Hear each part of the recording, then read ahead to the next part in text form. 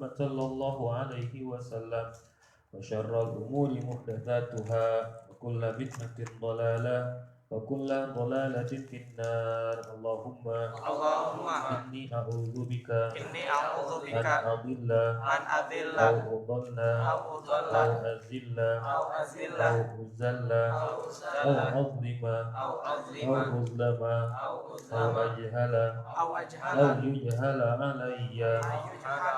Rabbi zidni ilma wa wasi'li fi rizqi wa barik li fima razaqtani waj'alni mahbuban fi qulubi ibadik wa azizan fi uyunihim waj'alni wajihan fid dunya wal akhirah wa minal muqarrabin ya katsiran nawas ya hasanal fi'al ya qadiman bila zawal ya mubdian bila mithal walakal hamdu walakal minnatu walakal syarafu ala kulli hal. Wa sallallahu ala sayyidina Muhammad walhamdulillahi rabbil alamin. Lanjutkan kajian kita. Sekarang kita masuk adab salat. Qala al-musannif rahimahullahu ta'ala wa adaban nafa'a bihi wa bi ulumi dzikrin. Qala adabus salati. Adabus salati, adab-adab salat. Fa idza faragta min taharatil khabathi wa taharatil hadathi fil badan. Apabila kamu telah selesai dari bersuci dari khabas, dari kotoran, baik kotoran najis yang menempel di tubuh, wa taharatil hadath, ataupun juga kamu telah bersuci dari hadas kecil dan hadas besar, fil badan, yang melekat di tubuh, wathiyabi wal makan, bukan hanya di tubuh saja, hadas atau khabath, hasil najis, tidak hanya harus suci di badan kita saja, tapi wathiyab, pakaian juga harus suci. Wal makan, gitu juga tempat yang kita jadikan sholat juga harus suci tempatnya, tidak boleh ada najis. Najis bagi berapa najis? Dalam mazhab Syafi'i najis dibagi, yang pertama najis mukhaffafah, yang kedua mutawassithah, yang ketiga najis mughalladhah. Masyaallah, pintar semua. Berarti sudah pernah belajar fikih dasar semua ya? Fikih dasar. Wa min satril aurah, begitu juga bukan hanya bersih badan, pakaian dan tempat dari najis, tapi juga wa min satril aurah, dan juga menutup aurat. Jadi kalau kita mau sholat, persiapan sholat adabnya apa saja? Bersih badannya dari najis, bersih pakaian dari najis, juga bersih tempatnya dari najis. Begitu juga kita sudah dalam keadaan suci, tidak dalam keadaan hadas besar maupun hadas kecil. Setelah itu wa min satril aurah, begitu juga sudah menutup aurat, minasurrah, dari mulai pusar ila rukbah, sampai lutut, sampai dengkul. Itu auratnya laki-laki. Berarti boleh sholat pakai celana 3/4. Mana ketutupan ugelnya gitu ya, sholat. Tapi pantas kayak gitu. Itu ukuran minimal. Kalau memang tidak ada pakaian yang layak untuk menutupi, paling tidak diusahakan yang ditutup adalah aurat utamanya. Aurat utamanya itu antara pusar dan lutut. Terjadi perbedaan pendapat para ulama, apakah termasuk pusarnya dan lututnya termasuk aurat, ataukah yang ada di antara pusar dan lutut. Ya. Terjadi perbedaan pendapat para ulama. Ada yang mengatakan yang dimaksud adalah antara pusar dan lutut, yaitu sau'atain. Sau'atain berarti jalan depan dan jalan belakang. Oleh karena itu kita nggak bisa mengklaim, menyalahkan mereka para pemain sepak bola yang menggunakan celana pendek. Mengapa? Karena ada pendapat Taurat mengatakan ya sau'atain, lubang di depan, lubang di belakang. Karena sau'atain ini antara surrah war rukbah, antara pusar dan lutut. Ada pemain bola muslim pakai celana pendek kan, main bola ya, pahanya kelihatan. paling enggak dengkulnya kelihatan. Apakah harus ditutup dengkulnya? Di sini terjadi perbedaan pendapat para ulama. Sedangkan ada juga mengatakan paha juga termasuk aurat. Mengapa? Karena Rasul memerintahkan untuk menutup paha. Oleh karena itu paha juga termasuk aurat. Oleh karena itu berarti maknanya aurat adalah pusar termasuk aurat. Harus tertutup, tidak boleh nampak pusar. Begitu juga lutut, tidak boleh nampak. Ini aurat utamanya. Adapun kita ketika sholat maka diperintahkan untuk menggunakan pakaian yang rapi, pakaian yang bagus, yang menutup seluruh tubuh. Khuzu zinatakum min kulli masjidin. Pakailah pakaian perhiasan kamu, pakaian yang bagus. Apa kira-kira pakaian bagus itu cuma celana kolor doang? Pakaian saya bagus apa? Ini celana kolor kemana-mana ya. Enggak, tapi namanya khuzu zinatakum. Ambillah pakaian kamu yang paling bagus inda kulli masjid ketika kamu akan pergi ke masjid. Berarti apa? Pakaian yang bagus, pakai gamis, warna putih, pakai kopiah, segala macam, perhiasan-perhiasan, kopiah, pakai imamah, pakai baju bagus, itu namanya zina ketika akan sholat. Tapi standar minimalnya adalah aurat antara pusar dan lutut. Itu untuk laki-laki. Sedangkan yang perempuan, yang wanita adalah seluruh apa? Seluruh tubuhnya kecuali wajah dan telapak tangan. Telapak tangan apakah telapak tangan yang dalamnya saja? Yang dimaksud telapak tangan adalah zahirun wa batinan. Boleh yang luar dan yang dalam, dan juga wajahnya. Oleh karena itu tidak boleh ketika dalam keadaan sholat menutup wajahnya, ya, dibuka wajahnya ketika sholat. Dan kedua telapak tangan juga terbuka. Kaki hati-hati, harus tertutup, perempuan harus tertutup paling tidak. Oleh karena itu supaya tidak tersingkap kakinya pakai kaos kaki atau mukenanya panjang. Mukenanya pendek, akhirnya juga nggak bawa kaos kaki, gimana caranya? Dikelorotin mukenanya ya, pakai separuh. Walhasil itu aurat. Untuk lebih jelasnya masalah aurat wanita ada yang namanya fiqhun nisa, fikih perempuan. Ada sebuah kitab yang dikarang oleh Tariq Suwaidan atau siapa gitu saya lupa, judulnya Al-Mufassal. Al-Mufassal itu kitab beberapa jilid, ada mungkin sekitar 10 jilid tentang pembahasan wanita saja, wanita dan keluarga, fikih wanita dan fikih keluarga. Judulnya Al-Mufassal. Saya ada di rumah cuma jarang dibuka. Setelah itu apa? Wa min satril aurati minas surrati ila rukbah. Kemudian menutup aurat dari mulai pusar sampai lutut. Setelah itu fastaqbilul qiblah, maka menghadap kiblat setelahnya. Fastaqbil qiblah, lalu menghadap kiblat. Qa'iman murawihan, berdiri tegak, qa'iman. Oleh karena itu qa'im, al-qiyam fi shalah, berdiri ketika salat hukumnya adalah rukun, termasuk rukun salat. Artinya mau enggak mau seorang itu harus berdiri ketika salat. Ini sholat fardu. Mau nggak mau harus berdiri ketika sholat. Lantas bagaimana orang yang nggak mampu? Kalau nggak mampu nggak apa-apa. Tetapi harus diusahakan sebisa mungkin. Selama masih bisa berdiri. Walaupun nanti mungkin setelah berdiri dia duduk. Yaitu setelahnya. Walhasil ketika dia mampu berdiri, seberapa lamakah dia berdiri, maka selama itu pula harus berdiri, karena berdiri termasuk rukun sholat.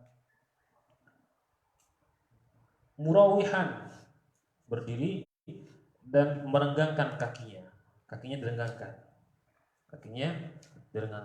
Beda renggang dengan ngangkang, beda ya. Kadang-kadang ada orang yang harus merapatkan soft. Ini di tempat umum. Jadi di masjid umum, buat umum, kayak di Bumin kan merapatkan soft ya, antara kaki dengan kaki. Yulasik baina qadamain, harus rapat antara kaki dan kaki, mata kaki dengan mata kaki. Sekarang kita bicara di luar pondok, bukan di pondok. Di pondok, masya Allah, alhamdulillah semuanya tahu, semuanya ngerti. Akhirnya ketika mau melebarkan kaki juga nggak terlalu lebar-lebar. Terus di masjid umum, di musala umum, ada orang sholat, kita dengan orang awam. Apakah kita juga harus memaksakan diri untuk menempelkan kaki kita ke kakinya orang lain? Nanti jadinya lebar begini.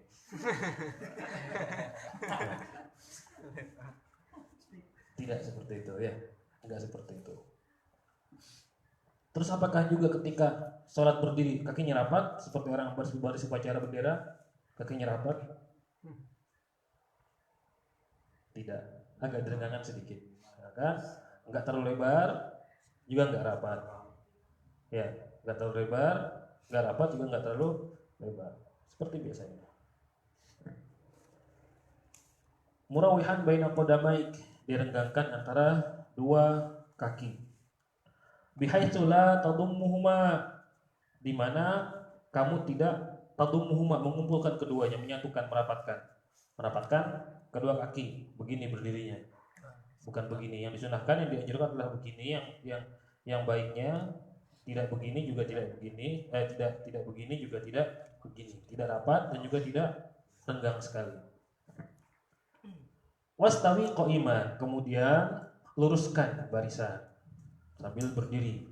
Waqra, kemudian ucapkan, bacalah qul a'udzu birabbin nas. Jadi sudah berdiri semua, kita sudah siap dengan dirinya kita, kemudian baca qul a'udzu birabbin nas. Kalau dipunya baca Allahumma atini afdhalal ma tuti ibadakas sholihin. Itu doa. Sama ada juga doa yang dianjurkan oleh Imam Al-Ghazali membaca surah An-Nas, qul a'udzu birabbin nas, malikin nas, ilahin nas, min syarril waswasil khannas, alladzi yuwaswisu fi sudurin nas, minal jinnati wan nas. Tujuannya apa? Tahassunan. Kenapa Imam Al-Ghazali menganjurkan membaca surah An-Nas? Tahassunan, sebagai bentuk perlindungan, penjagaan, tameng, benteng, biha, dengan surah An-Nas, minasyaitonir rajim, dari syaitan yang terkutuk. Karena artinya apa sih? Min syarril waswasil khannas, dari keburukan bisikan setan yang buruk. Supaya kita ketika sholat enggak was-was dibisikin sama setan. Wa ahdir qalbaka ma'anta fihi, dan hadirkan hatimu ketika kamu dalam keadaan kamu yang seperti itu. Hadirkan hatimu. Sudah, hati kamu sekarang sudah siap untuk sholat. Jangan ingat yang lain-lain lagi. Kalau sudah berdiri, sudah siap untuk melaksanakan sholat, sudah, hati harus sudah ada. Jangan cuma raganya doang berbaris, tapi pikirannya ada di sana. Oh, mobil masih rusak ya, gimana nih urusannya belum selesai. Walhasil hati harus hadir. Wa farrihu minal waswas, dan kosongkan hati dari waswas. Was-was biasanya ditimbulkan oleh bisikan setan. Minal jinnati alladzi waswisu fi sudurin nas. Dia setan yang bisikan hati dalam dada manusia. Karena was-was itu sangat bahaya sekali. Kadang orang ketika sudah akan sholat itu masih was-was. Oh iya, tadi wudunya sudah betul atau belum ya? Oh iya, tadi wudunya masih kurang. Wajah saya tadi kayaknya masih belum kena, sebelah sini masih kering. Oh iya, masih kering. Itu namanya was-was. Itu namanya was-was. Oh, jangan-jangan tadi saya masih belum membasuh kaki. Ingat lagi. Itu namanya was-was. Was-was sebelum sholat sudah was-was. Wantur baina yadai matakum wa man tunaji, dan lihatlah baina yadai, di hadapan apa yang ada di hadapan kamu. Man taqum wa man tunaji, siapa yang engkau berdiri di hadapan siapa, dan engkau sekarang sedang bermunajat kepada siapa. Wantur baina yadai man taqumu wa man tunaji, dan perhatikan, lihat, sekarang kamu sedang berdiri menghadap siapa. Sekarang kamu sedang akan bermunajat kepada siapa? Kepada siapa? Ya, kepada Allah Ta'ala. Artinya setelah tadi kita menghadirkan hati kita, sudah nggak ada di luar hati kita, adanya di tempat sholat. Hati kita sudah ada di tempat sholat. Dan kosongkan semua hati dari perasaan was-was. Jangan ada perasaan was-was lagi. Setelah itu, maka kita harus punya kesadaran bahwasanya sekarang kita sedang akan menghadap Allah Subhanahu wa Ta'ala. Bahwasanya kita akan bermunajat kepada Allah Subhanahu wa Ta'ala. Bahwasanya kita akan bercakap-cakap kepada Allah Subhanahu wa Ta'ala. Wastahi, antunajiya maulak biqalbin ghafilin wa sadrin mashhunin biwasawisi dunya wa khaba'isi syahawat. Wastahi, dan malulah kamu. Harus punya malu. Urat malunya enggak boleh putus. Wastahi antunaji, dan malulah kamu. Antunaji maulak, kamu bermunajat kepada Allah Ta'ala biqalbin ghafil, dengan hati yang lalai. Hati yang lalai artinya dia sedang dalam keadaan sholat, tapi hatinya di mana-mana. Hatinya masih ada di pasar, hatinya masih ada di mall, hatinya mungkin masih ada di Parung Panjang mungkin. Oh, yang masang patok tadi kayaknya kepanjangan dikit ini. Ya Allah, kayaknya ini masang patok ini kurang geser sedikit ini kayaknya. Masih ada di sana, masih ada di sana, masih ada di sana. Walhasil, hati-hati kata Imam Al-Ghazali, wastahi, malulah kamu. Antunaji maula, kamu sedang dalam keadaan bermunajat kepada Allah Subhanahu wa taala. Kamu sedang dalam keadaan sholat, tapi biqalbin ghafil, hati kamu masih lalai, wasardin mashhunin, dan dada kamu bergemuruh biwasawisi dunia, dengan was-was dunia, dengan urusan dunia, wa khaba'isi syahwat, dan syahwat-syahwat yang buruk. Artinya wasawisi dunia, masih ada aja pekerjaan yang sekiranya oh ya tadi saya belum selesai mengerjakan ini. Itu namanya was-was dunia. Masih terselip di dalam hati kita, padahal kita sudah akan mendirikan sholat. Karena kalau kita akan mendirikan sholat, sudah kita kosongkan hati kita, pikiran kita fokus kepada siapa? Kepada man tunaji wa man taqub. Kepada siapa engkau berdiri? Kepada siapa engkau akan bermunajat? Kepada siapa kalau bukan kepada Allah Subhanahu wa taala. Oleh karena itu pikiran semua yang ada di dalam pikiran kita mengenai dunia, pekerjaan, semuanya dikosongkan, fokus kepada Allah Subhanahu wa taala. Wa alam anna Allah taala muttali'un ala sariratika. Ketahuilah bahwasanya Allah Subhanahu wa taala muttali'un, maha melihat, maha mengetahui, ala sariratika, atas apa yang tersembunyi dari diri kamu. Wa nazirun ila qalbika, dan Allah maha melihat ila qalbika, kepada hatimu. Fa innama, hanya saja, yataqabbalullahu min salatika biqadri khusyu'ika wa khudu'ika wa tawadu'ika wa tadarru'ika. Hanya saja Allah Subhanahu wa taala menerima salat kamu. Allah menerima salat biqadri khusyu'ika, sesuai dengan tingkat kekhusyuan, wa khudu'ika, dan tingkat sama, khusyuk dengan khudu hampir sama maknanya, wa tawadu'ika, dan dengan tawadu kamu, kerendahan hati, wa tadarru'ika, dan dengan kerendahan diri kamu kepada Allah Subhanahu wa taala. Kalau kita ingin diterima pahala salat kita, kalau kita ingin mendapatkan pahala dari salat kita, maka kita harus khusyuk, maka kita harus tadarru', maka kita harus tawadu, maka kita harus khudu. Lalu apakah ketika tidak khusyuk seorang melakukan sholat, tapi ternyata tidak khusyuk, hatinya tidak hadir, hatinya masih ada di mana-mana, pikir masih ada di mana-mana, apakah berarti sholat tidak sah?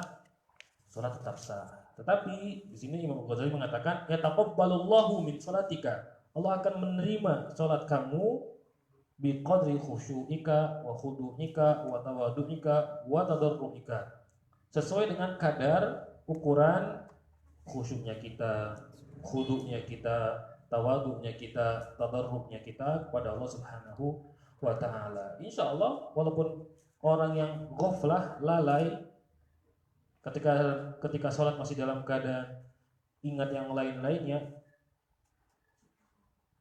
sudah gugur daripada kewajiban yang dibebankan oleh Allah Subhanahu wa taala. Tapi diterima ataukah tidak, tergantung kekhusyuan kita. Berat ya? Berat. Iya, karena memang sholat itu ada dua unsur dalam sholat. Pertama adalah unsur zahir, yang kedua adalah unsur batin. Dalam sholat itu ada dua unsur zahir dan unsur batin. Unsur zahir, sebagaimana sabda Nabi Muhammad SAW, sallu kama ra'aitumuni usolli. Sallu kama ra'aitumuni usolli. Ini unsur zahir. Sallu kama ra'aitumuni, salatlah kamu, wahai umatku, kama ra'aitumuni, sebagaimana engkau melihat aku sholat. Artinya gerakan sholat secara zahir yang kita contoh siapa? Rasulullah SAW. Rasul niat, Rasul berdiri, Rasul membaca surah Al-Fatihah, Rasul membaca surah setelah Al-Fatihah, terus Rasul ruku, terus Rasul sujud. Itu standar patokan utamanya. Itu standar patokan utamanya sholat.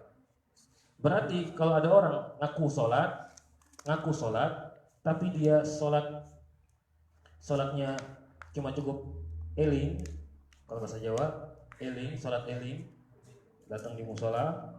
Saya pernah waktu di Pujon, ada namanya aliran Semar. Bukan Semar Mesem, bukan. Nanti jadi lagu nanti. Ada namanya aliran Semar di Pujon sana. Dia Semar atau apa gitu ya, lupa saya. Kalau Semar ada kuilnya sendiri, ada istilahnya apa, bukan kuil, istilahnya apa ya, sanggarnya sendiri, ada sanggarnya. Tapi ini dia orang Islam, akunya orang Islam. Dia datang ke musola, saya perhatikan langsung duduk menghadap kiblat sudah. Duduk udah tenang. Saya itu pulang lagi keluar. Pak, bisa ngapain Pak? Sholat. Ternyata sholatnya cuma eling doang. Sholat eling, ke musola datang cuma eling.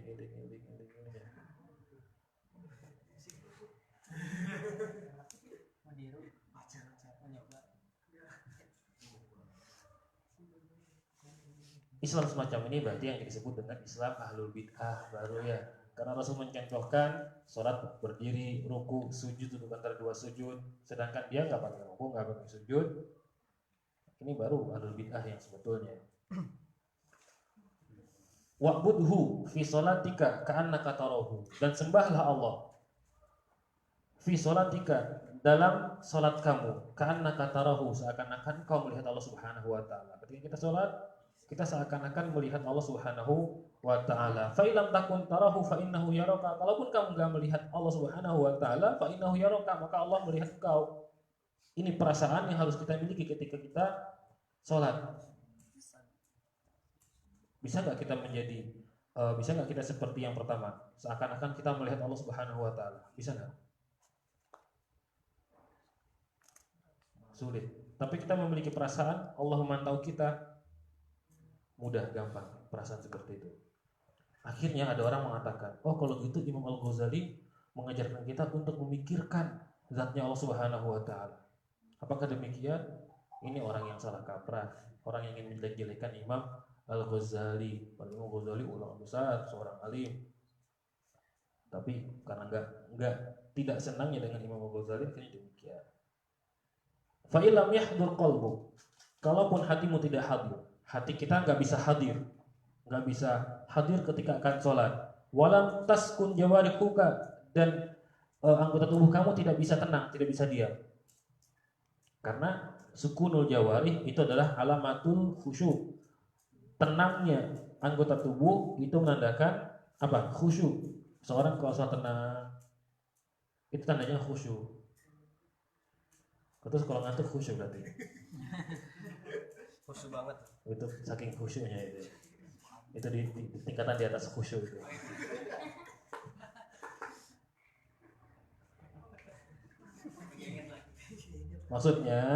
Maksudnya orang khusyuk itu nggak akan banyak gerak. Sebab kalau banyak gerak berarti dia konsentrasinya terpecah. Lihat HP, garuk-garuk. Walhasil dalam mazhab Syafi'i, makanya mengapa 3 gerakan berturut-turut harus batalkan sholat. Karena apa? Karena unsur khusyuknya sudah hilang. Fahadha liqusuri ma'rifatika bijalallahi ta'ala. Mengapa kita tidak bisa hudur ketika kita akan sholat? Kata Imam Al-Ghazali, mengapa kita tidak bisa hudur ketika akan sholat?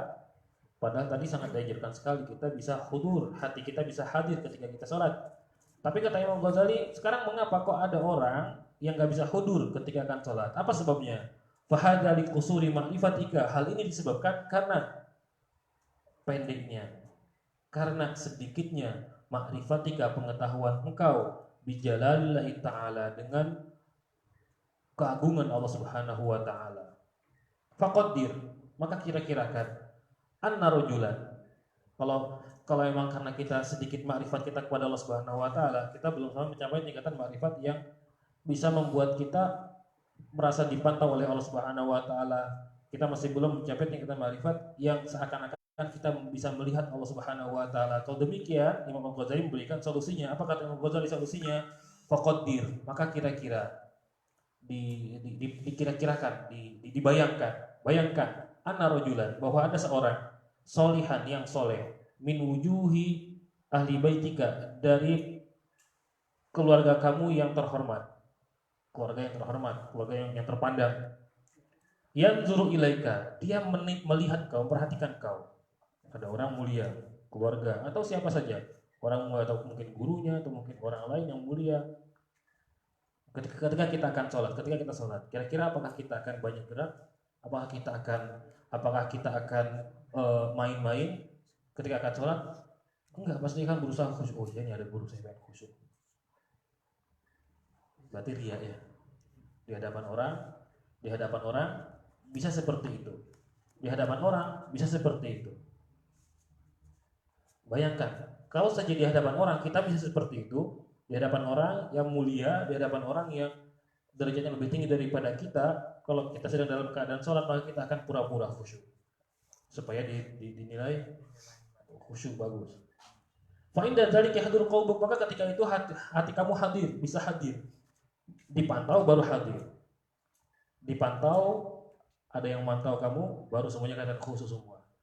Setelah pergi, amburadul lagi semua. Itu biasa itu ya.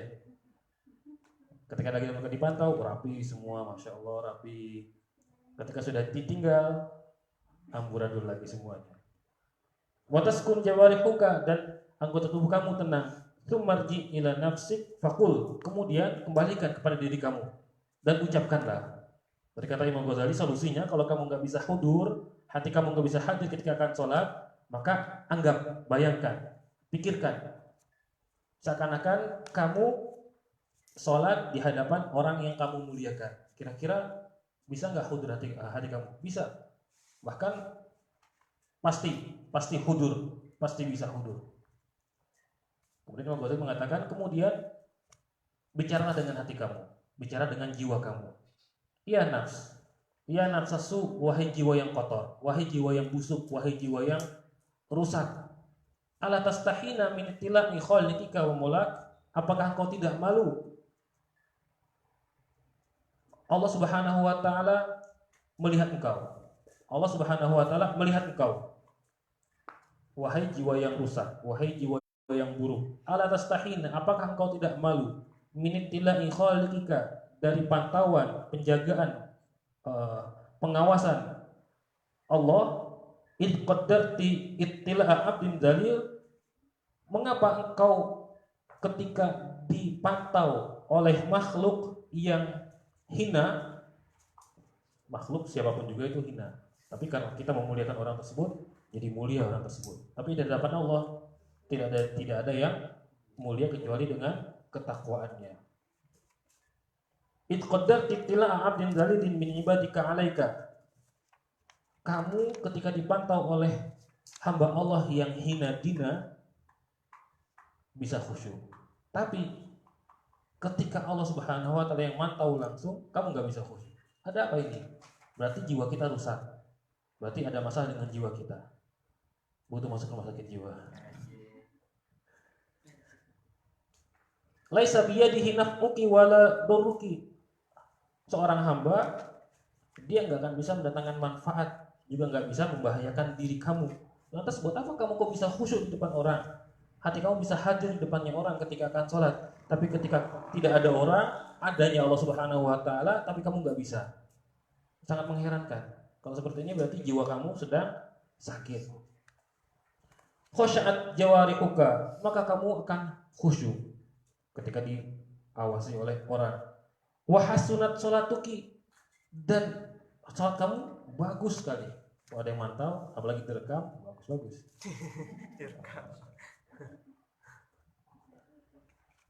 Suma innaki ta'lamin, kemudian kau tahu wahai jiwa yang buruk, annahu muttali'un 'alaik, bahwasanya Allah Subhanahu wa taala Maha melihat engkau, memperhatikan engkau. Wala takhsha'ina, dan engkau tidak bisa khusyuk padahal Allah memantau engkau. Engkau dipantau oleh makhluk bisa khusyuk. Engkau dipantau oleh orang lain bisa bagus gerakannya, bisa tenang sholatnya. Lantas ketika sudah tidak ada yang mengawasi daripada makhluk tersebut, amburadul lagi salatnya ya. Apa ini? Ada apa dengan jiwa yang seperti ini?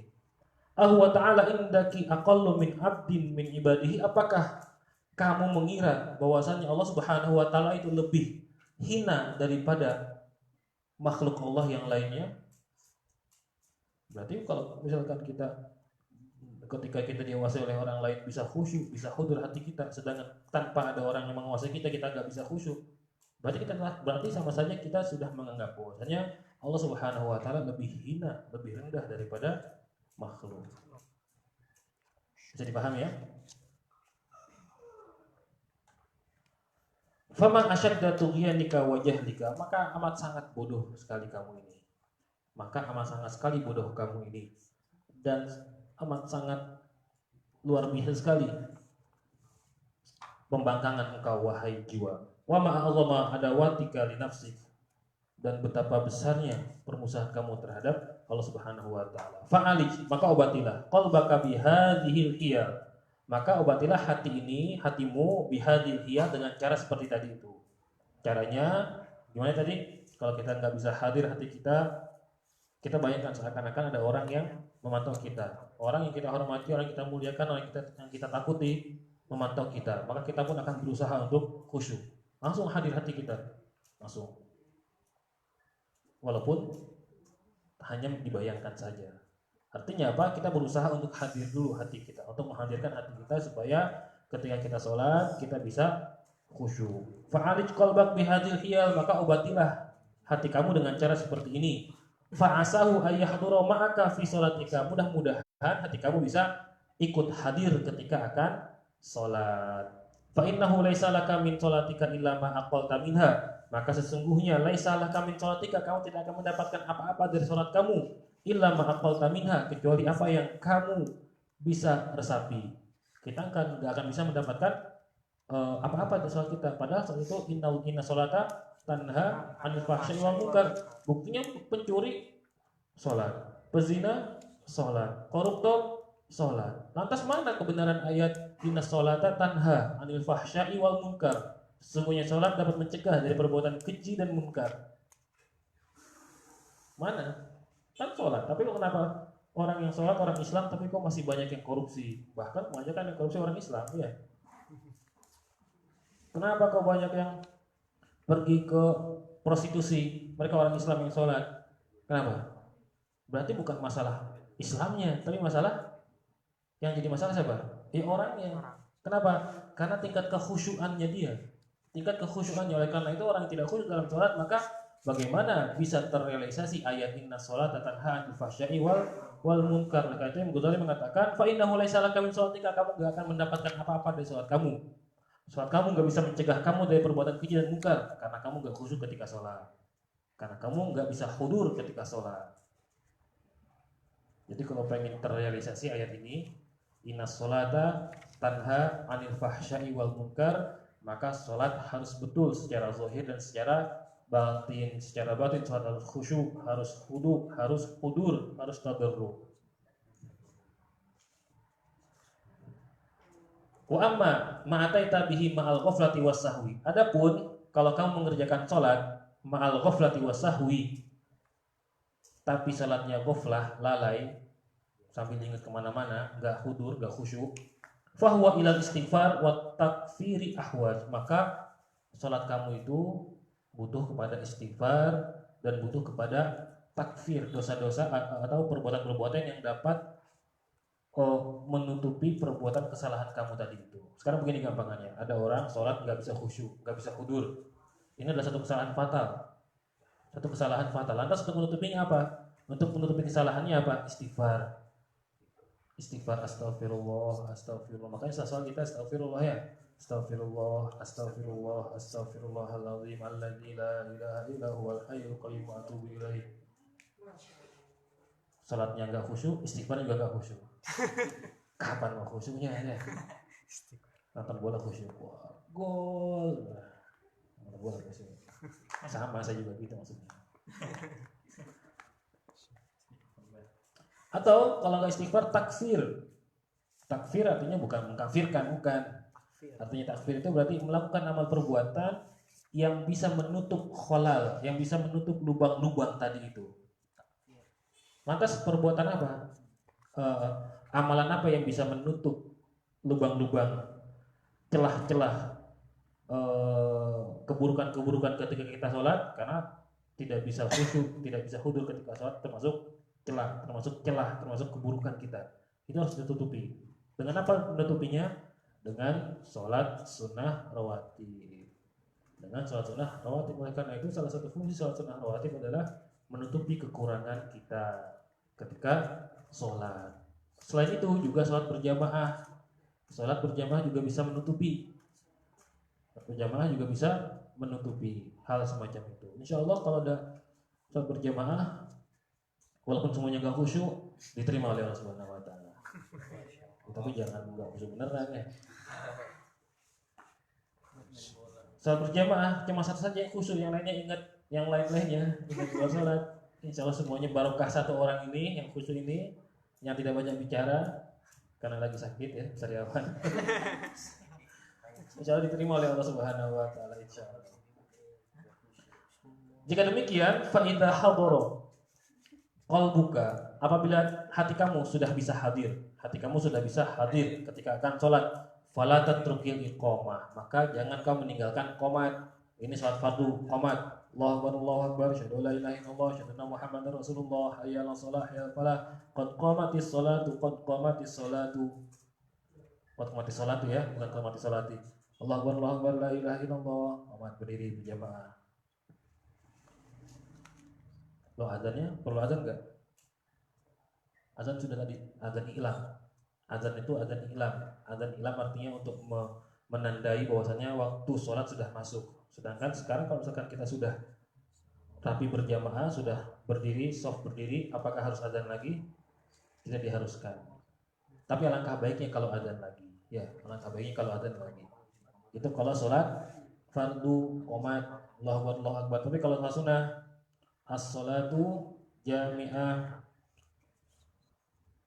fala tatrukil iqamah, maka janganlah kamu meninggalkan iqamah, qomat. Wa in kunta wahdaka, walaupun kamu sendirian.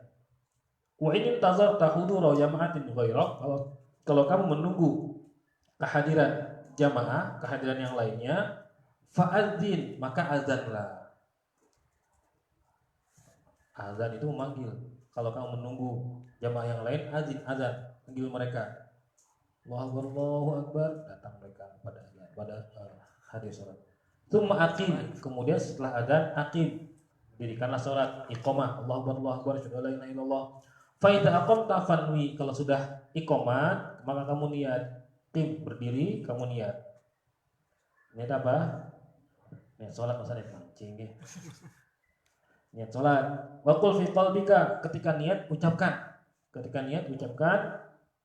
Uaddi fardhu zuhri lillahi ta'ala, aku akan menunaikan salat zuhur, fardu karena Allah Ta'ala. Wal yakun dzalika hadiran fi qalbik, dan yang tadi kita ucapkan itu, ya Allah aku ingin salat zuhur, harus hadir dalam hati kita, ya Allah ingin salat zuhur. Atau ketika kita niat yang kita biasa kita ucapkan apa, usolli fardhu zuhri arba'a raka'atin, itu harus kita hadirkan dalam hati kita. Niat itu adanya di mana sih? Di hati. Terus talafuz bin niyah, melafalkan niat, hukumnya adalah bukannya bid'ah. Sesat itu.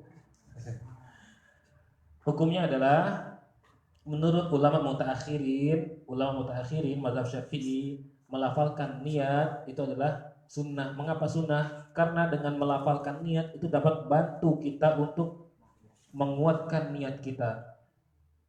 Sholli, kita ucapkan, dan yang dengar kita sendiri.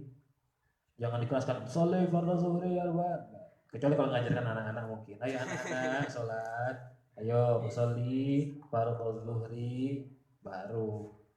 Tapi kalau kita sendiri sudah dewasa semua, udah jenggotan semua ya, malu sama jenggotnya, cukup kita saja yang dengar sholli fardhu zuhri arba'a raka'atin, musallu qiblah hadaan ma'muman lillahi ta'ala, takbir Allahu akbar. Ketika Allah itu hati kita hadir dalam niat, Allah, dalam hati kita saya niat melaksanakan sholat fardu zuhur 4 rakaat menghadap kiblat menjadi makmum karena Allah Ta'ala.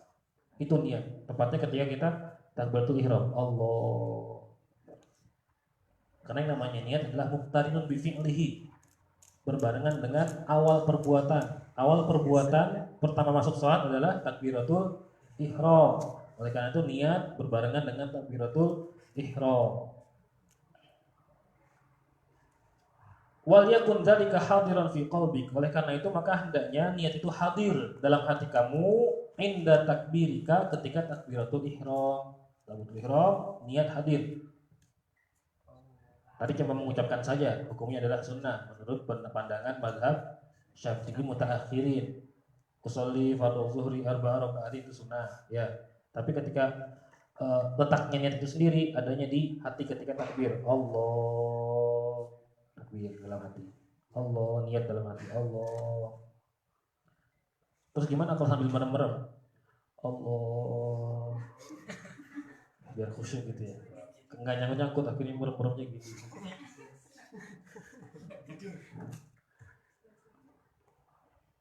Wala ta'zub ankan niyatu qabla al-faragh min takbir. Maka jangan sampai kamu ketinggalan niat qabla al-faragh min takbir, sebelum selesai dari takbir. Artinya jangan lupa kamu ketika takbir ini niat. Jangan sampai sudah selesai takbir Allahu Akbar baru niat. Itu salah, bukan niat namanya itu. Ya, niat itu berbarengan dengan takbiratul ihram. Allah, ini niat. Allah, selesai Allahu Akbar. Dah. Warfa' yadaika, dan angkatlah kedua tangan kamu inda takbir, ketika takbir, ba'da irsalihima awalan, setelah irsal itu berarti apa? Begini. Kita sebelum takbir begini dulu. Takbir begini. Ketika takbir, warfa' yadaika, angkat kedua tangan kamu. Ba'da irsalika inda takbir ila hadwi mankibaika. Hadwi itu berarti seukuran mankib. Mankib itu pundak. Pundak ya, seukuran pundak, diangkat seukuran pundak ini pundak kita. Seukuran pundak. Wa huma mabsutatan. Kedua tangan kamu mabsutatan. Maksudnya berarti renggang. Renggang artinya enggak lebar, enggak rapat. Allahu Akbar enggak. Allahu Akbar enggak. Allahu Akbar juga enggak ya. Mabsutatan, berarti lebar begini. Lebar. Wa asabi'uhuma mansuratun, dan jari-jarinya mansurah. Mansurah itu berarti enggak rapat, juga enggak lebar seperti ini. Mansurah seperti ini, mansurah namanya. Standar. Wala tatakallaf dhammaha, dan jangan sampai kamu mengumpulkannya. Wala tafrijaha, dan juga jangan merenggangkannya banget. Tidak mengumpulkan, tidak merenggangkan, tapi tadi mansur namanya. Warfa' yadaika bihaitsu tuhadi bi ibhamaika syahmatai udhunaika, dan angkat kedua tangan kamu di mana tuhadi seukuran atau diangkat setinggi bi ibhamika dengan kedua jempol. Ibhamika, dua jempol ini seukuran apa? Syahmatai. Syahmah ini namanya syahmah namanya. Kuping ini syahmah. Jadi seukuran ini. Allah. Birusu'i asabi'ika, dengan menggunakan ru'us. Ru'us berarti ini nih, ru'us nih. Kepala jari. Apa namanya? Hah? Kepala jari. Ru'us asabi berarti kepala jari atau apa namanya? Jempol. Hah? Bukan. Ini namanya kepala jari kan ya? Ini yang paling ujung namanya kepala jari, ujung jarinya di syahmah uzunain. Wa bil usi asabika ala uzunaika, dan dengan ujung-ujung jari ini a'la uzunaika, di atas telinga. Ini telinga di atasnya. Berarti begini posisinya. Ini jempol posisinya ada di syahmah. Ini namanya syahmah. Sedangkan jari-jarinya, ujung-ujung jarinya ada di atas kuping. Ini kuping, ini di atas kan posisi berarti ya? Di atas kan ini kan nih? Lihat semua kesini perhatikan. Perhatikan semuanya. Merem.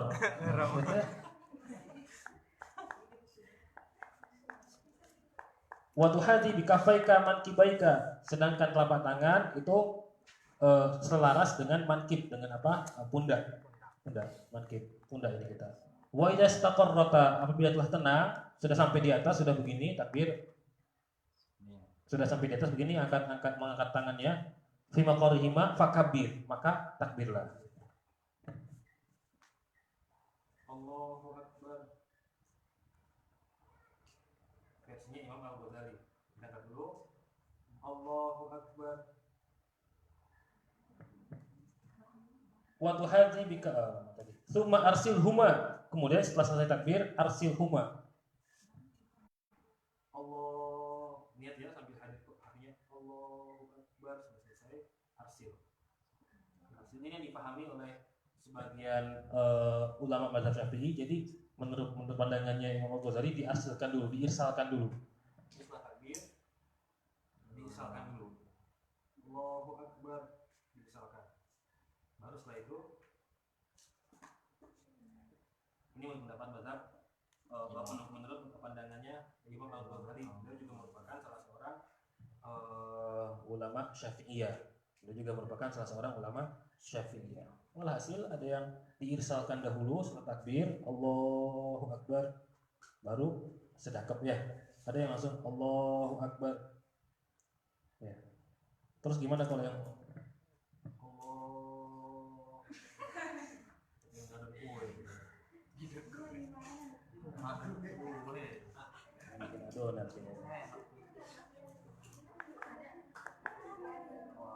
Tsumma arsilhuma birifqin, kemudian turunkan dengan pelan, dengan lembut. Allahu Akbar, turunkan dengan lembut. Irsal, turunkan dengan lembut.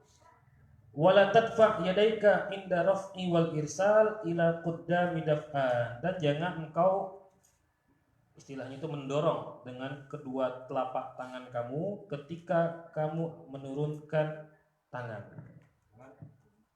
Allahu Akbar. Ada gitu ya? Ya, ada gitu ya? Jangan mendorong, tapi turunkan secara pelan-pelan. Allahu Akbar. Sudah selesai. Wala ila khalfin raf'an, begitu pula juga jangan ke belakang. Jangan dorong ke belakang. Allahu Akbar. Stretching. Saking musuhnya.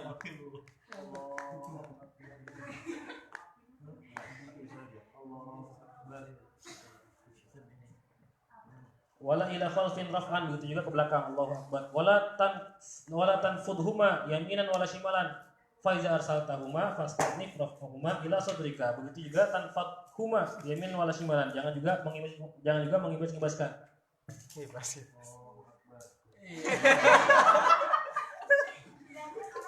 Gibas.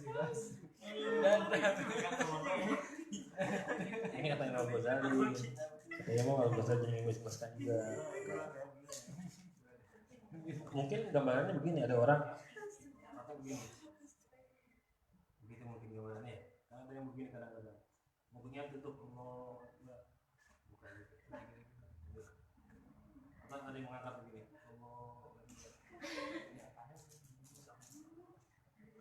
Faiza arsaltahuma, kalau kamu sudah melepaskan, tadi kan dilepaskan lagi kan ya, takbir, lepaskan. Fastanif, maka ulangi raf'ahuma, angkat kedua tangan kamu ila sadrika, ke dada. Allahu Akbar, lepaskan pelan. Tidak mendorong ke belakang, tidak dorong ke depan, tidak dorong ke belakang. Allahu Akbar, pelan. Kemudian angkat lagi ke dada. Wa akrimil yumna biwadniha alal yusra, muliakanlah tangan kanan. Biwadniha, dengan meletakkan tangan kanan alal yusra, di atas tangan kiri. Tangan kanan diletakkan di atas tangan kiri. Kanan. Bagaimana cara megangnya? Apakah begini? Ini hasil apa kata Imam Ghazali? Wanshur asabi'a al yumna, dan lebarkan jari-jari tangan kanan ala tuli ikal yusro, pada apa namanya ziro ini, lengan, di lengan tangan kiri, di lengan tangan kiri. Jari-jari kamu dipanjangkan di lengan tangan kiri. Begini, Wakbit biha, dan rekatkan biha ala ku'iha, rekatkan ke pergelangan tangan. Wakul ba'da takbir, dan ucapkan setelah takbir. Walhasil caranya tadi gimana? Dalam kitab Mirqatul Ubudiyah syarah Imam Nawawi beliau mengatakan bahwa caranya memegang tangan kiri dengan cara pegang tangan jari manis, jari kelingking dan jari jempol yang memegang, sedangkan jari telunjuk dan jari tengah yang di lengan. Walhasil ini versinya Imam Al-Ghazali, walaupun ada riwayat hadis yang mengatakan boleh seperti ini, boleh seperti ini, seperti yang diajarkan di kitabnya Abi Ihya, Kaifatus Saliyah, ini seperti itu juga. Ya, sebagian ini harus kena sini, tapi ini melewati ini. Iya, betul. Sama seperti itu, sama.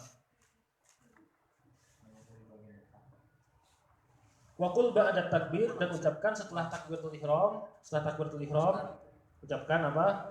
Doa iftitah yang kita baca biasanya sehari-hari dalam mazhab Syafi'i. Allahu akbar kabira walhamdulillahi katsira wa subhanallahi bukratan wa asila wajjahtu wajhiya lilladzi fatara as-samawati wal arda hanifan musliman wa ma ana minal musyrikin. Inna salati wa nusuki wa mahyaya wa mamati lillahi rabbil alamin. La syarika lahu wa bidzalika umirtu wa ana minal muslimin. Ada lagi doa yang lain. Apa? Allahumma ba'id baini wa baina khotoyaya kama ba'atta baina Makkah wal Madinah baina masyriq wal maghrib. Ya, itu riwayat yang lain. Dan juga riwayat yang lain, beberapa riwayat yang lain juga masih ada. Ada yang lain. Jawatan dulu ya. Jawatan dulu.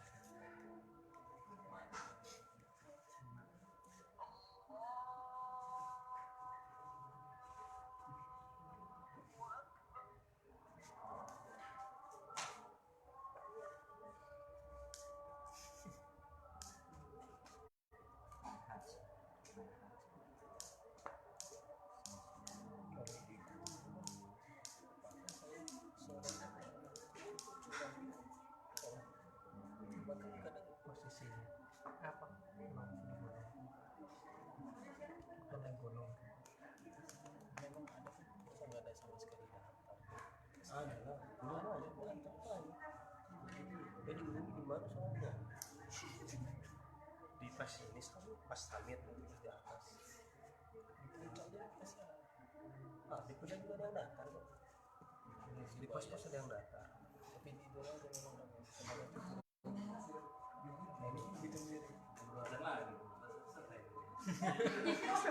banyak ya, waktu Indonesia mana gitu kan, waktu Indonesia Tangerang, waktu Indonesia Bogor, waktu Indonesia Bandung, Sumatera.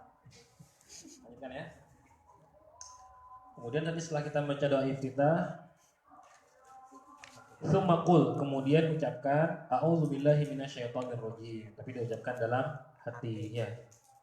Dalam hati, ta'awuz dalam hati, tidak dijaharkan. Walaupun ada juga yang membolehkan a'udzubillahi minasyaitonirrajim, bismillahirrahmanirrahim, ada yang bolehkan. Tapi ya jangan pengen terkenal lah. Sebab kalau pengen terkenal, khalif tu'raf, salahi aturan yang ada, maka kamu akan terkenal. Di Indonesia a'udzu nggak dikeraskan, tapi kita pengen terkenal, keraskan a'udzubillahi minasyaitonirrajim, bismillahirrahmanirrahim, baca alhamdulillahirabbil alamin. Yang terkenal, oh orang ini kalau jadi imam baca ta'awudznya keras. Siapa namanya? Fulan. Terkenal jadinya ya. Karena kita biasanya disirkan, dipelankan. Tsumma qra'il Fatihata bitasydidha, kemudian bacalah surah Al-Fatihah. Lah bismillahnya mana? Imam Al-Ghazali mengatakan ucapkan a'udzubillahi minasyaitonirrajim. Tsumma iqra' al-Fatihah, kemudian bacalah surah Al-Fatihah. Bismillahnya mana? Bismillahnya mana? Hah? Wah, Masya Allah, pintar semuanya ya. Cuma bismillah itu masuk dalam ayat surah Al-Fatihah. Berarti kalau Imam Ghazali mengatakan tsumma iqra' al-Fatihah, kemudian baca surah Al-Fatihah, berarti dibaca dari bismillahnya. Bismillahirrahmanirrahim, alhamdulillahirabbil alamin. Tahu mau dari a'udzubillahi minasyaitonirrajim. Udah gitu pakai yang panjang. A'udzubillahi samii'il 'aliim minasyaitonirrajim. Mau tambahin lagi? Yang lebih panjang lagi mungkin ada. Kemudian baca surah Al-Fatihah bitasydidatiha. Ini yang penting. Bitasydidatiha, dengan perhatikan huruf syiddahnya, huruf yang bertasydid. Mana saja? Alhamdulillah, dulillah, lafzul jalalah, lillah, jangan alhamdulillah. Kadang-kadang orang nggak perhatian alhamdulillah, kadang gitu ya. Alhamdulillah, padahal harusnya alhamdulillahi rabbil alamin. Kadang orang alhamdulillahi rabbil alamin. Itu nggak diperhatikan tasydidnya. Diperhatikan karena tasydid itu berarti dua huruf. Tasydid itu seakan-akan dua huruf. Kalau kita tidak menggunakan tasydid berarti mengurangi satu huruf. Kalau mengurangi satu huruf berarti mengurangi satu huruf dalam surah Al-Fatihah. Berarti baca Al-Fatihahnya kurang satu huruf. Berarti sah nggak? Nggak sah, harus diulangi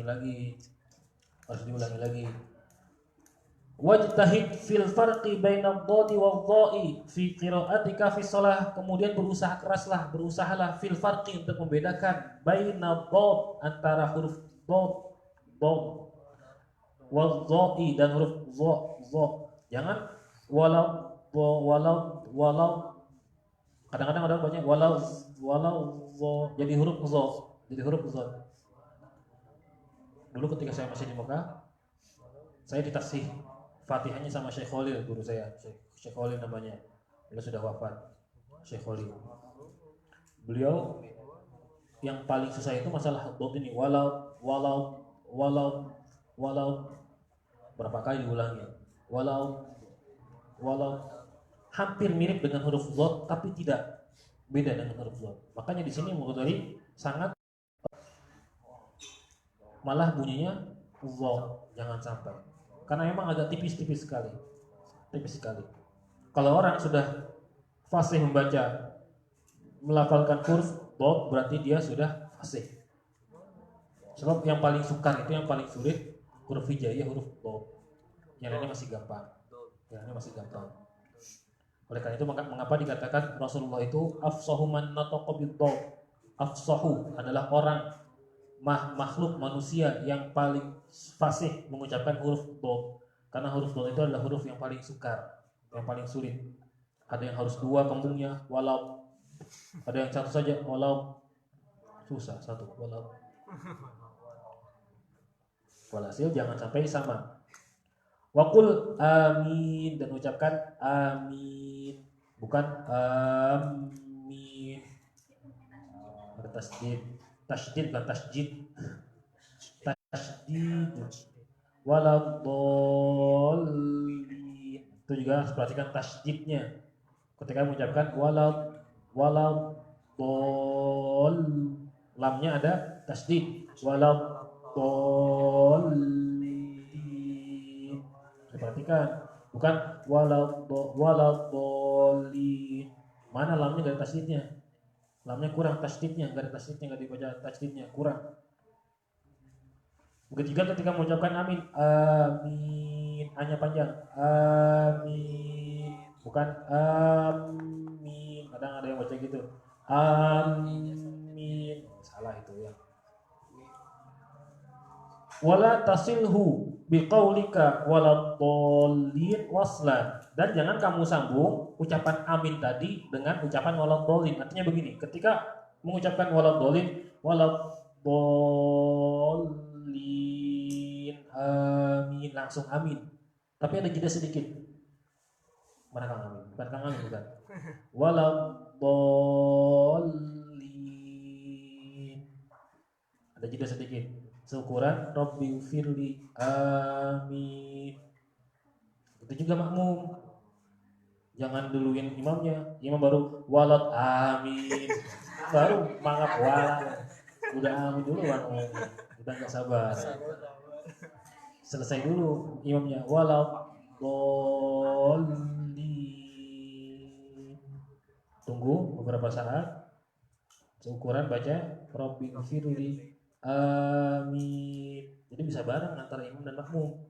Sebab yang sangat dianjurkan adalah aminnya makmum dan imam berbarengan, karena malaikat juga bareng mengamini aminnya imam. Lah sekarang makmumnya main duluan, baru walau amin sudah bilang. Tapi karena imamnya sebelum amin dipanjangin aminnya, amin, panjang. Enggak seperti itu. Jadi ada jaraknya. Jaraknya seukuran mengucapkan Rabbi firli. Diucapkan enggak apa-apa. Waladhdallin. Rabbi firli. Amin. Wajhar bil qiraati fi subhi wal maghribi wal isya a'ni fi rak'atainil ulayaini. Keraskan bacaan surah Al-Fatihah dan surah setelahnya, fi subhi pada salat subuh, wal maghrib dan salat maghrib, wal isya dan salat isya. Illa an takuna makmuman, kecuali kalau jadi makmum. Wajhar bit ta'min, dan keraskanlah mengucapkan lafaz amin, makmum juga. Waqra fi subhi, dan bacalah pada saat salat subuh, ba'dal fatihati, setelah membaca surah Al-Fatihah, minas suwari tiwalal mufassali, dengan membaca surah panjang yang istilahnya ada atwalus suwar, tiwalul mufassal. Ada istilahnya tiwalul mufassal. Tiwalul mufassal itu contohnya seperti surah Az-Zariyat, wadzariyati darwa, wan nasyitati nashta. Walhasil surah-surah yang kurang lebih ayatnya 30 jumlah ayatnya. Atau surah Al-Mulk, tabarakalladzi biyadihil mulku. Itu salat subuh, ya, salat subuh. Wa fil maghrib min qisariha, sedangkan salat maghrib baca yang pendek-pendek. Yang dianjurkan bacanya setelah maghrib qul ya ayyuhal kafirun. Rakaat pertama, rakaat kedua qul huwallahu ahad. Wa fi zuhri wal asri, dan pada waktu salat zuhur dan asar, wal isya'i, dan waktu isya, min awsatihi, tengah-tengahnya, ya, yang 15 ayat, seperti misalkan surah Asy-Syams wasyamsi waduhaha wal qamari idza talaha wan nahari idza jallaha, atau surah Abasa abasa wa tawalla, atau surah amma yatasaalun anin naba'il azim alladzi hum fihi mukhtalifun. Ya, gitu kan ya? Hafal semua Masya Allah ya. Salat subuh ya, Ustaz. Hah? Subuh tadi. Subuhnya? Enggak tadi. Bacaannya untuk di sholat subuh maksudnya apa? Oh, salat subuh tadi. Salat subuh yang jumlah ayatnya 30 ke atas. Al-Baqarah. Sajdah, Al-Baqarah kebanyakan. Saya tidur speaking itu. Bangun subuh aja alhamdulillah. Sedangkan sholat maghrib yang pendek-pendek, ya baca kulhu, kuliah, tabat, baca apa lagi? Isya sama Isya. Isya tengah-tengah, jangan terlalu pendek, jangan terlalu panjang. Ya baca yang kira-kira 15 ayat, surah Sabihis, surah Al-A'la, surah Amma, Abasa. Kalau yang tadi sholat subuh surah Jin, baca Jin. biar pada hilang semua jin-jinnya itu. Kalau Jin ngantuk paling. asar sama Apa? asar sama Iya, zuhur. asar tadi surat asar, surat zuhur, surat asar, surat isya Tengah-tengah. yang tengah-tengah, yang tengah-tengah. Surat zuhur, surat asar, surat isya yang tengah-tengah. Nahwa wassama'i dzatil buruj, seperti surah Al-Buruj, wassama'i dzatil buruj, terus wal yaumil mau'ud, terus wasyahidi wa mashhud, qutila ashabul ukhdud, dan selanjutnya. Wa ma qarabaha minas suwar, dan yang jumlah ayatnya hampir sama dengan surah Al-Buruj. Wa fi subhi fi safar, dan ketika waktu sholat subuh tapi dalam keadaan safar perjalanan, apa baca yang panjang-panjang juga? Dalam keadaan safar, apakah baca yang panjang-panjang juga? Tidak, tapi baca ketika safar, baca qul ya ayyuhal kafirun sama qul huwallahu ahad. Kalau dalam keadaan safar perjalanan. Kalau saya dari Bayoran ke sini kan safar ya. Berarti saya bacanya pendek-pendek aja subuh ya.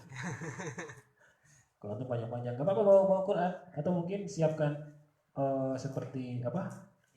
Jaga tiang itu ada ininya, baca Al-Quran enggak apa-apa. Paling enggak subuh itu sambil ya tahsin Quran ya. Di pujian gitu. Di pujian gitu ya, di pujian. Zaman saya enggak. Gede ya Qurannya. Apa yang gede. Iya, ya kan kayak Vicky kalau imam kan dia masih tidur kan kelihatan gitu. Ya walhasil enggak pas pakai itu. Nah, terus geraknya gimana? Geraknya enggak banyak. Selesai.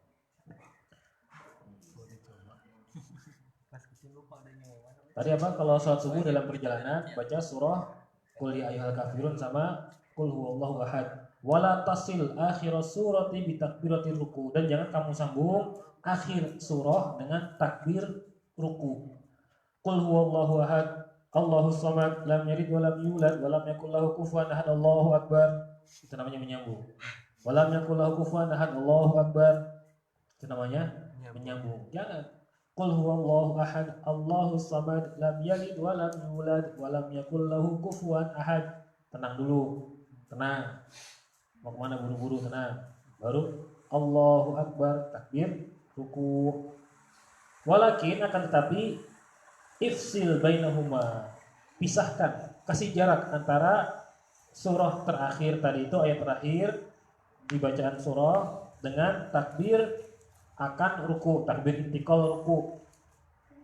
Tadi kalau yang pertama takbir namanya takbiratul ihram, sedangkan takbir untuk ruku, takbir untuk sujud namanya takbir intikal, namanya takbir perpindahan.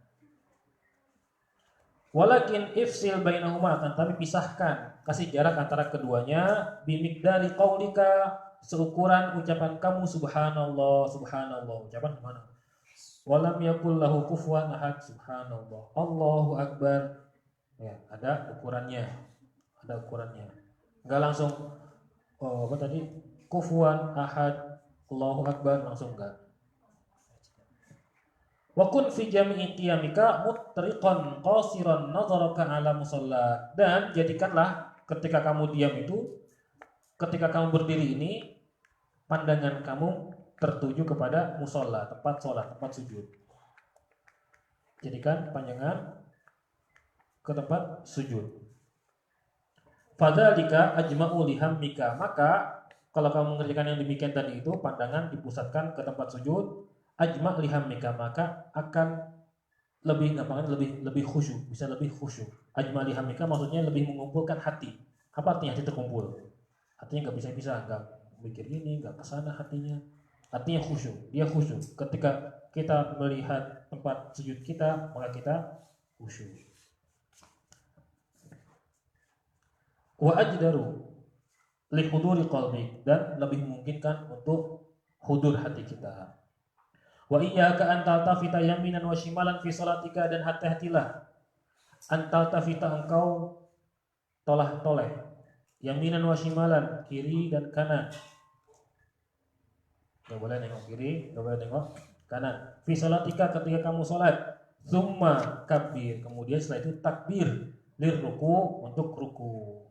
Sudah, ketika kita sudah selesai, qul huwallahu ahad Allahus samad lam yalid wa lam yulad wa lam yakul lahu kufuwan ahad. Tunggu ukuran subhanallah, subhanallah, baru takbir untuk ruku, Allahu akbar.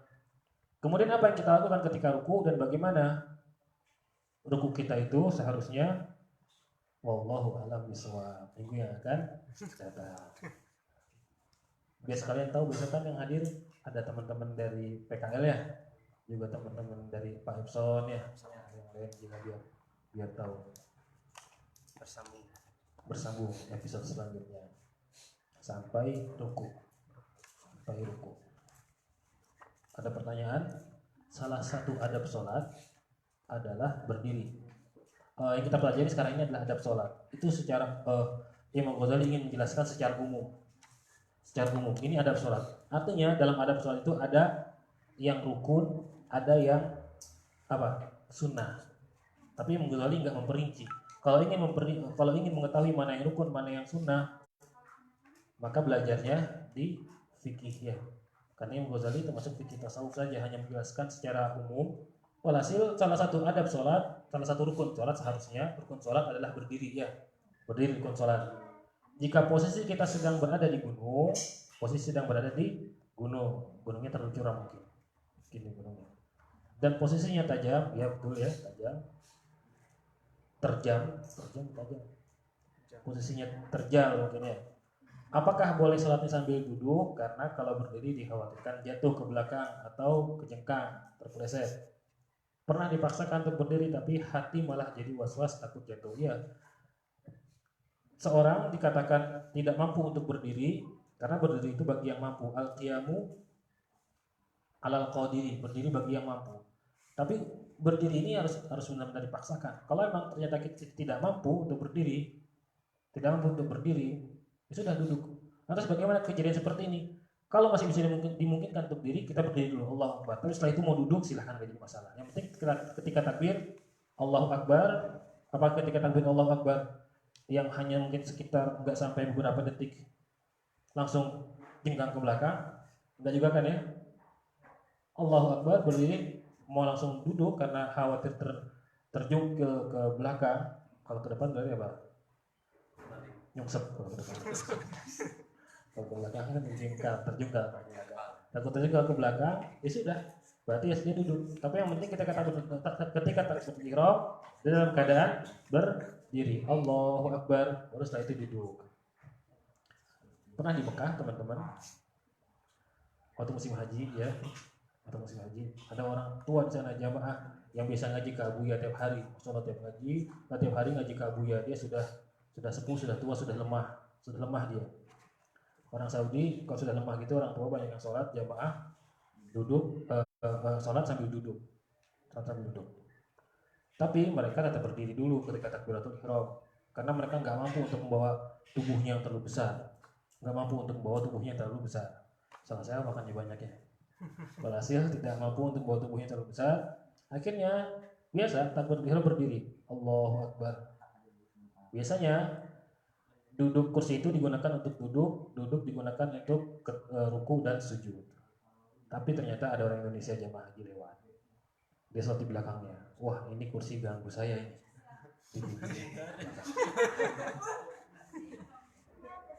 Ini orang sudah tua ya. Badannya besar. Ketika imam mau ruku dia duduk. Langsung jengkang ke belakang. Kubra. Lihat mana orang yang ngerjain saya. Orang yang mana yang ngerjain saya? Yang di belakang, dia yang dari kursinya pindah ke belakang. Pura-pura khusus. Padahal yang lainnya di belakang ini ketawa semua.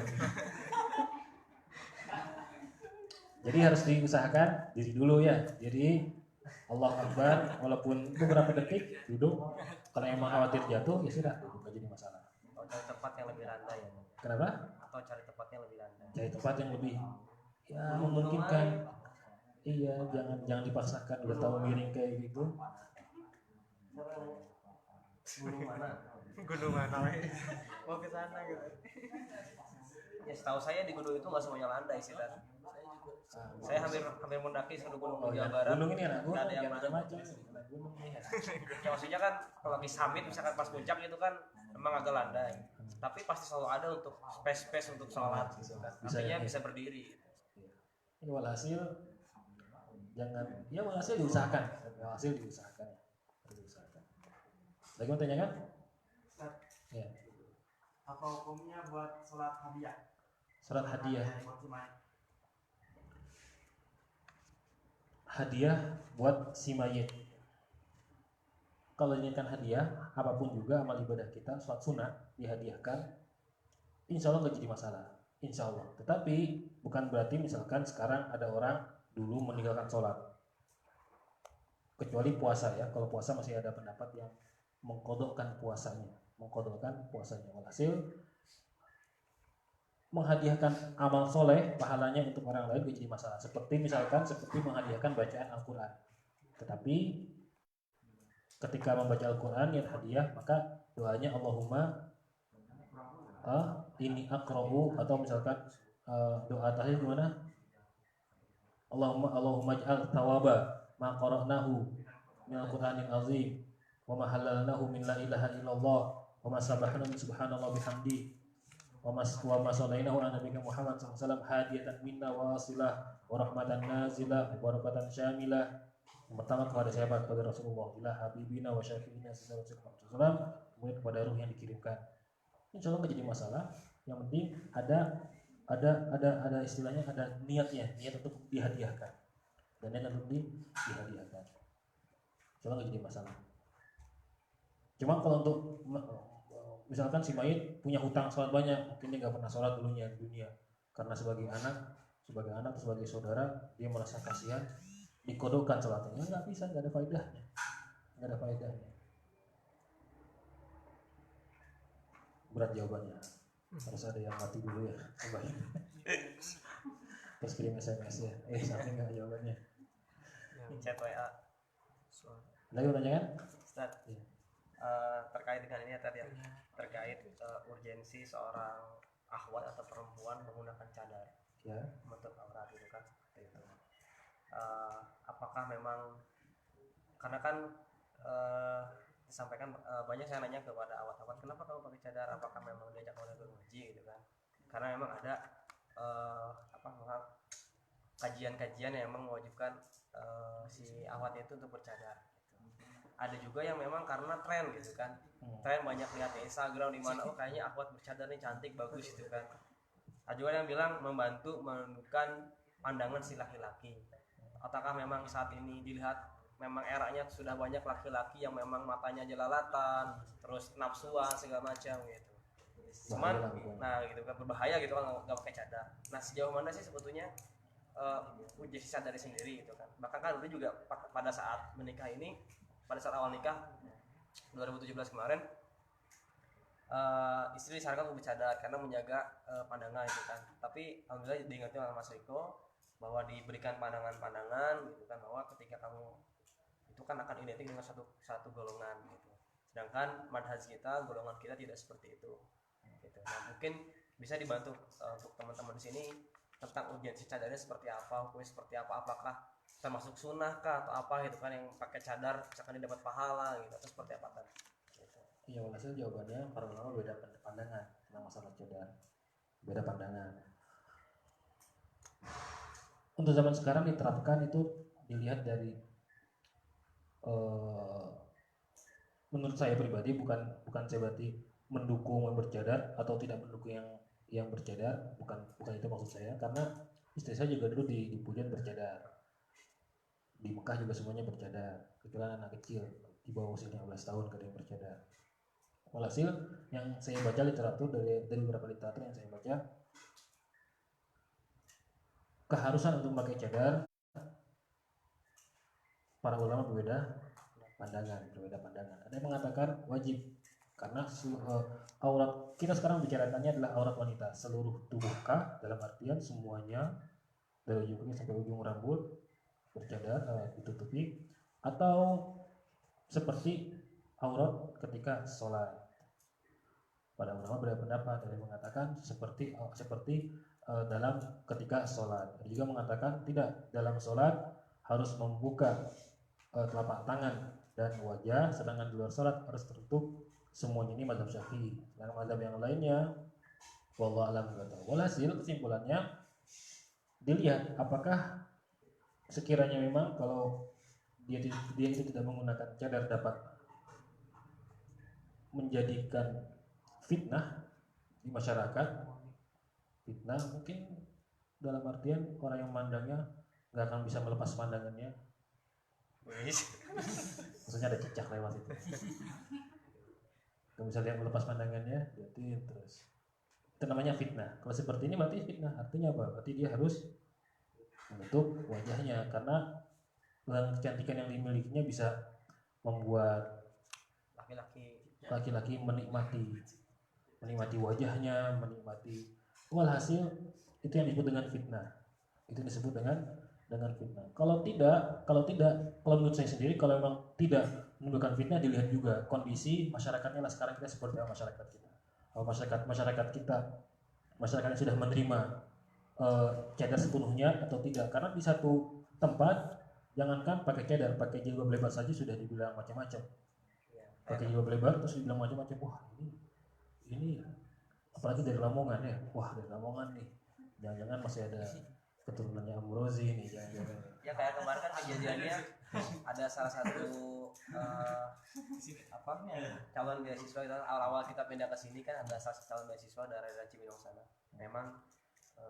Memang sering gabungnya sama teman ayahnya itu, teman-teman Salafi gitu kan. Nah itu langsung rame di sini, langsung dari Kodim dan Ramel, dari reserse, dari RT desa semua ngegerus, terus anak-anak santri ditanyain semua. Jadi indikasinya ya ini satu gerakan teroris segala macam. Iya, makanya tapi yang itu kan menimbulkan apa istilahnya konflik di masyarakat. Konflik seperti itu ya kita tinggal keadaannya sajalah, tinggal lihat keadaan seperti apa dan kita menyikapinya dengan keluasan ilmu fikih saja ya. Menyikapinya dengan keluasan ilmu fikih saja. Ada yang mewajibkan, ada yang mensunahkan.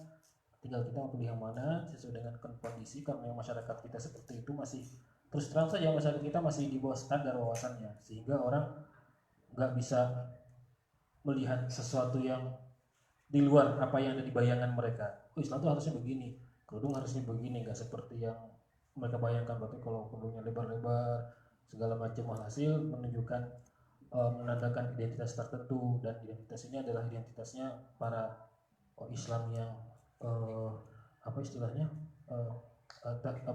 ekstremis. Padahal nggak semuanya seperti itu. Sekali lagi nggak semuanya seperti itu. Dan banyak mereka yang wanita baik-baik, wanita solehah. Yang ada satu murid IA, salah satu, saya kan ngajar dia juga ya. Dia juga minta pendapat saya, gimana Ustaz? Tadinya dia nggak bercadar. Gimana Ustaz saya bercadar? Bagus kalau kamu mau pakai, tapi dilihat dulu kondisi keadaan masyarakat di sekitar kamu, apakah mendukung atau tidak. Jangan nanti kalau misalkan kamu menggunakan malah jadi malah pembicaraan orang, malah jadi fitnah di tengah masyarakat. Oh ini siapa colong enggak, sudah seperti itu. Nah, tapi kalau misalkan keadaan di sekitar tidak mendukung, malah membuat madarat ke diri kita malah diintimidasi, malah dikucilkan segala macam, ya sudah. Kalau masih ada yang tidak mewajibkan, nggak jadi masalah. Sebetulnya jawaban dilema sebetulnya. Bisa satu sisi kita ingin melindungi harkat dan martabat para wanita ya. Tapi satu sisi kok identik dengan kelompok tertentu, ekstremis identik. Itu yang sangat disayangkan. Kalau menurut saya darihim maduntafi darihim wa ardihim maduntafi ardihim, di mana bumi dipijak itu langit dijunjung. Darihim maduntafi darihim, pergauli mereka sebagaimana mereka ada di rumah mereka. Artinya kita mengikuti aturan rumah yang kita tempati. Itu ketika kami akan dilepas dakwah oleh Abi, biasanya beliau tidak pernah lepas dari nasihat wasiat darihim fi ardihi fi darihim wa ardihim fi ardihi. Darihim, gauli mereka, bukan gauli maksudnya konotasi negatif, maksudnya bergaul dengan mereka selama engkau berada di rumah mereka. Membaur dengan mereka selama kamu berada di rumah mereka. Jangan kau malah diem aja, dakwah malah diam saja. Wa ardihim, dan senengin mereka, madum tafi ardihim, selama kamu berada di tanah mereka. Walhasil kita bisa sosialisasi dengan baik selama memang tidak melanggar syariat Islam yang pokok. Selama ini masalahnya adalah masalah furu'iyah, kita masih bisa toleran, yang nggak jadi masalah ya, nggak jadi masalah. Mungkin itu saja ya. Lagi mau tanyakan? Atau sudah jam 12:30 nih? Sudah ya? Ya, semoga apa yang disampaikan dapat manfaat. Bukan maaf, wafa'na ma lamtana wa alimna alladhi yanfa'una wa zidna ilma. Allahumma inna nas'aluka al-ilma wal amal wa na'udzubika min az-zalal wal zalal. Rabbana zalamna anfusana wa illam taghfir lana wa tarhamna lanakunanna minal khasirin. Rabbana atina fid dunya hasanah wa fil akhirati hasanah wa qina adzabannar. Wa sallallahu ala sayyidina Muhammad walhamdulillahi rabbil alamin. Assalamualaikum warahmatullahi wabarakatuh.